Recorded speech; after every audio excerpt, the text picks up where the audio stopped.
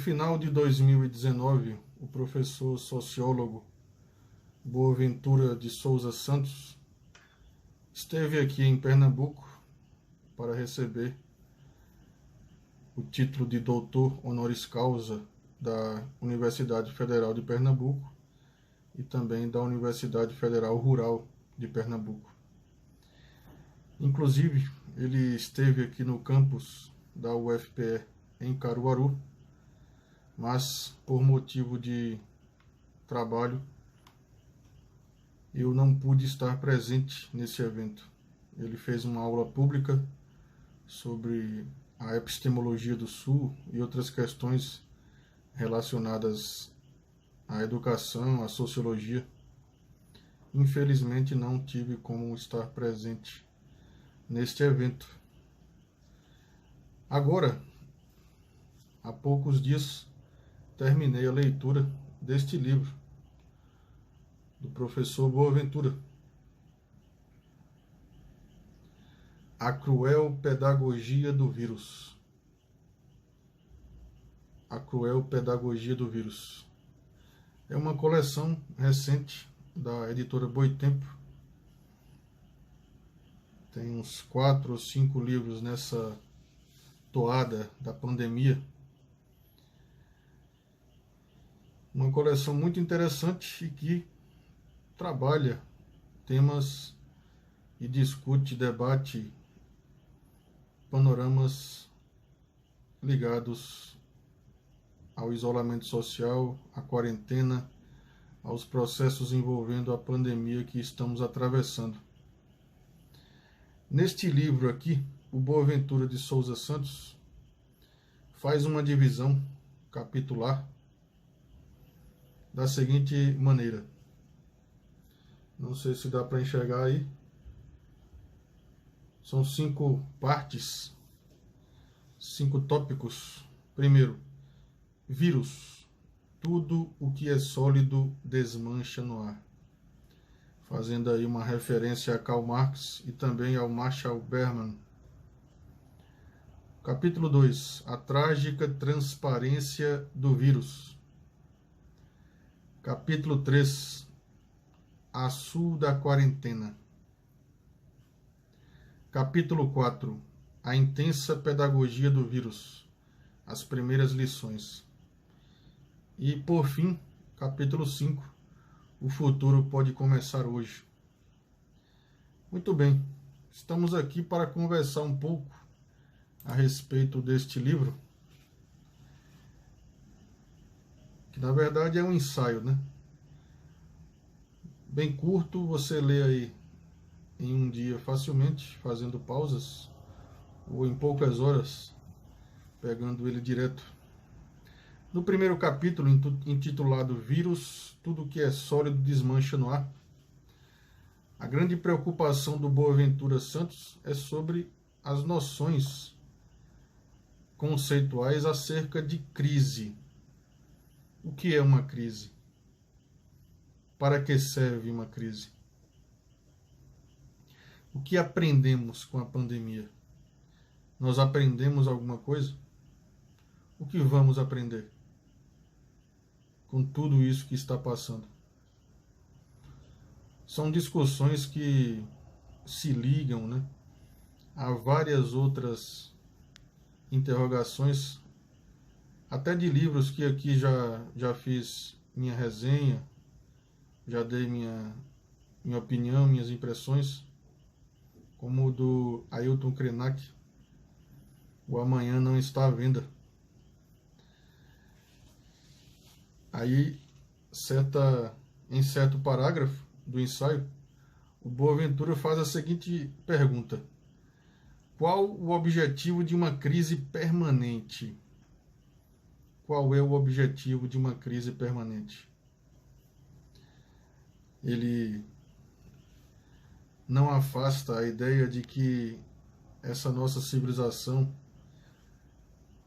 se mantém através da ideia de crise para legitimar o não investimento em algumas áreas específicas, para legitimar o atraso social, a desigualdade social, entre tantos outros problemas que a sociedade, que a civilização encontra.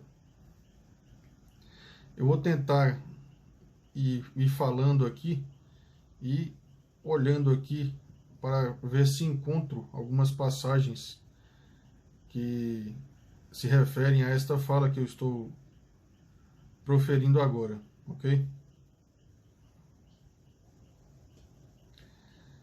Vejam só, sobre essa questão aí da crise permanente, né, que o mundo vive. Veja só esse trechinho aqui.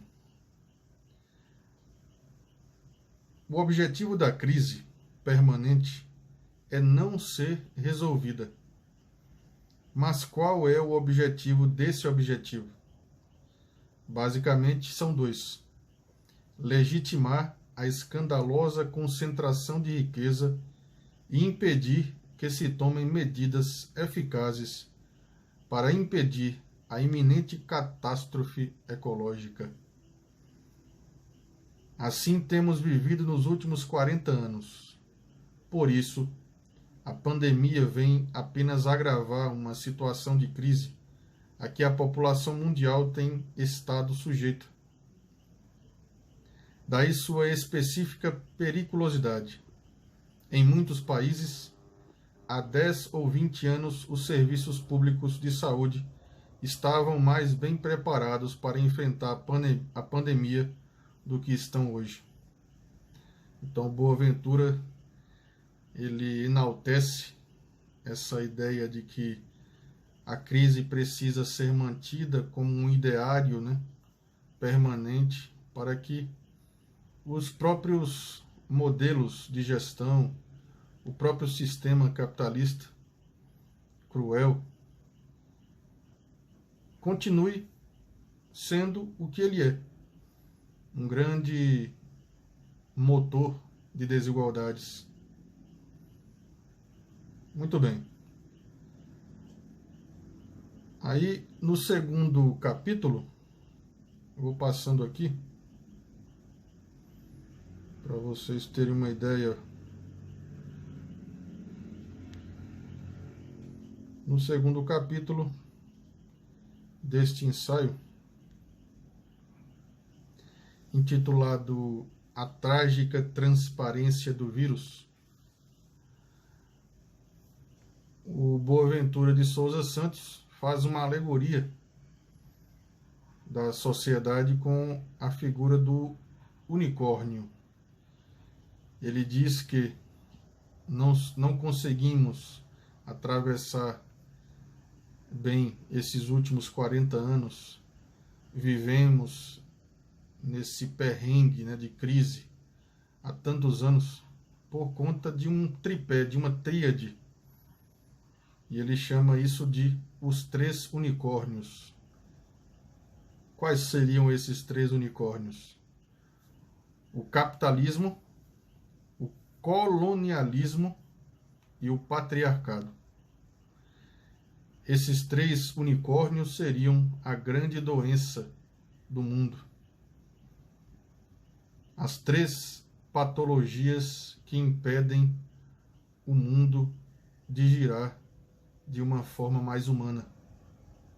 Repetindo, os 3 unicórnios produtores da desgraça mundial são o capitalismo, o colonialismo e o patriarcado.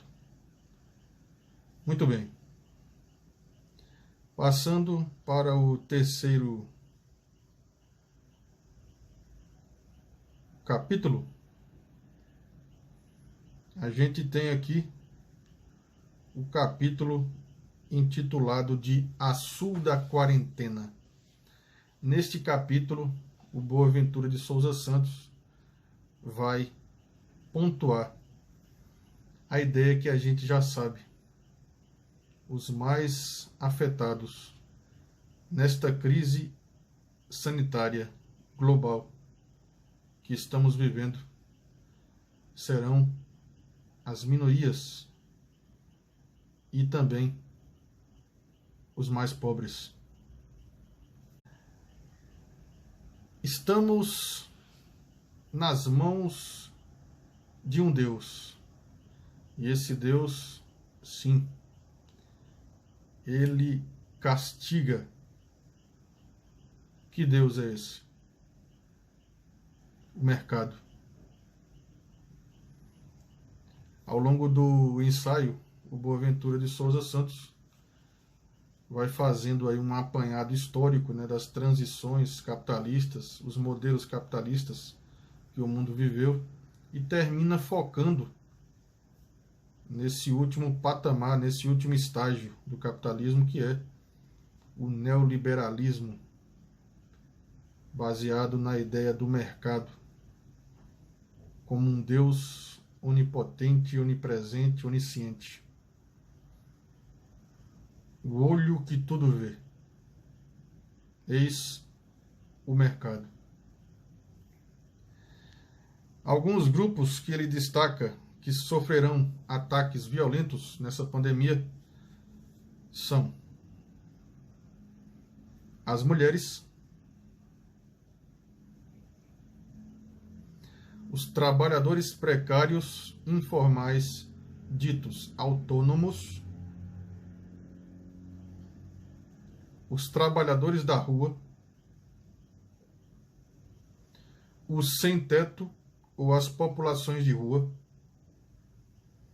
os moradores de periferias pobres das cidades, favelas, barriadas, slums, caniço, etc.,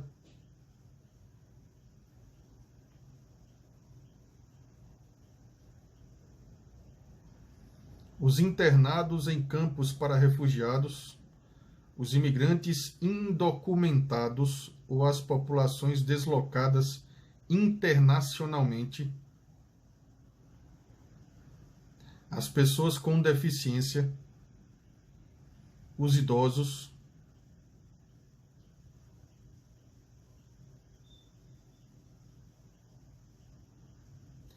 enfim, estes são, para Boaventura, os mais afetados na pandemia do novo coronavírus no mundo. Tem alguém aí que discorda disso?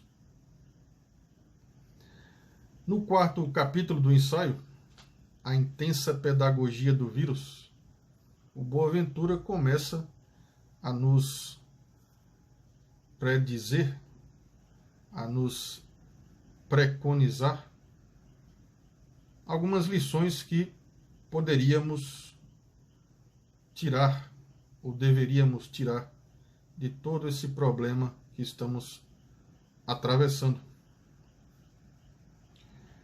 Vou citar aqui algumas dessas lições que o Boaventura destaca.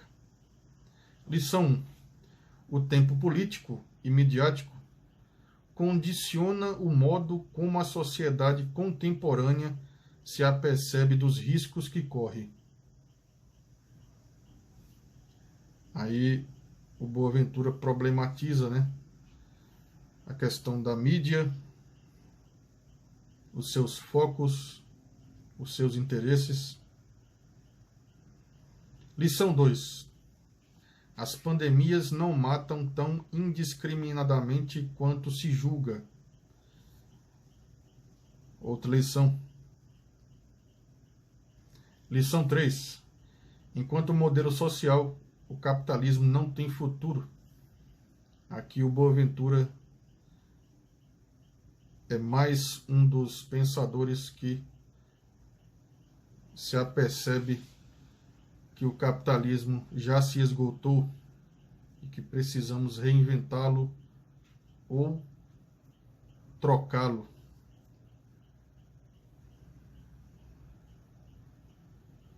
Lição 4. A extrema-direita e a direita hiper-neoliberal ficam definitivamente desacreditadas. Abre parênteses, espera-se. Depois de tudo isso, as ideias neoliberais, extremistas de direita, caem por terra. A gente sabe disso. Só não vê quem não quer. Enfim, é o que a gente espera. Que todo esse pensamento conservador, não progressista, se estabefe pelo meio do caminho e dê lugar a ideias mais concretas de povo, de solidariedade, de cuidado, de amor ao próximo e de menos lucro, né? De menos níquel. Lição 5. O colonialismo e o patriarcado estão vivos e reforçam-se nos momentos de crise aguda. Esta é uma lição também que a gente aprende. Colonialismo, patriarcado estão cada vez mais vivos e a gente precisa sempre estar pronto para combater esses males. Ficar sempre de olho aberto.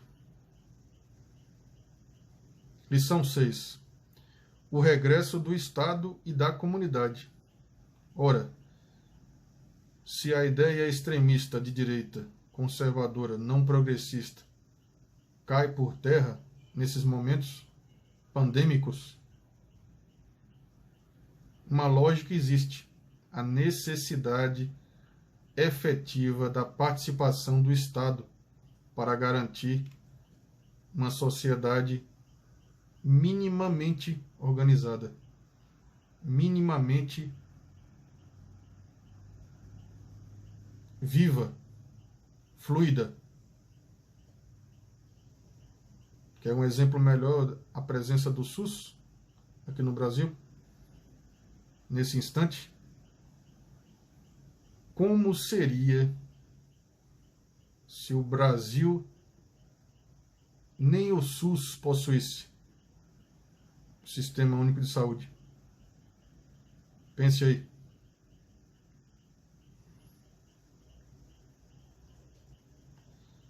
Muito bem.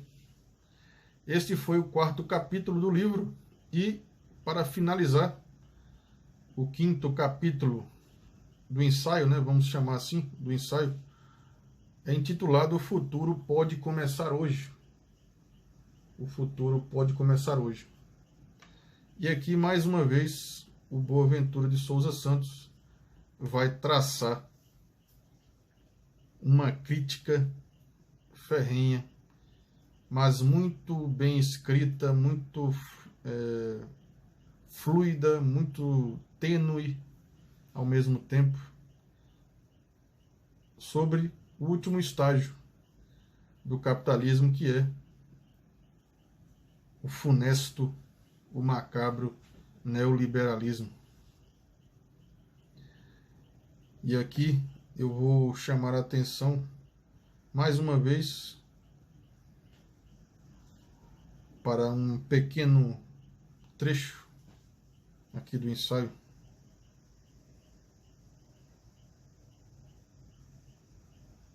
Vamos ver se encontro aqui.